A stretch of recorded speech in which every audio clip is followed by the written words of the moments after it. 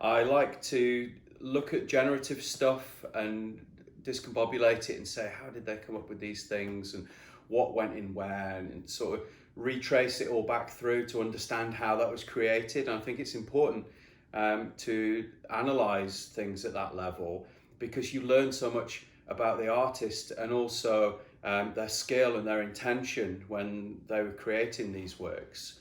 I want my intention to be present.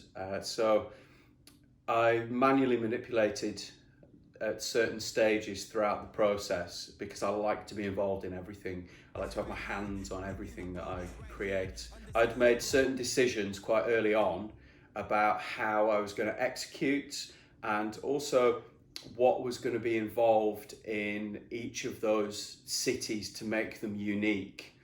And the cities I allowed to be picked out at random. Same with the songs. I wrote a little algorithm that would basically select one from each pile, stick them together, create the combination.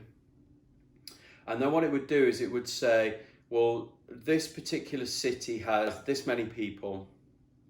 This is what the size of the city is in miles, square miles. And therefore we've got like a density rating there.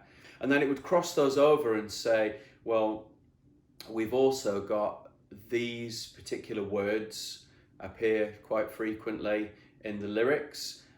This is what the audio wave of this particular snapshot of the song looks like in binary, the track name and the artist, and mix all of that together and come up with a distribution of those blocks that you can see. So those blocks that grow up, there's a restriction set on each of those that's unique to all of that data feeding together and working as one. So it's almost like it was made, it was allowed to come to life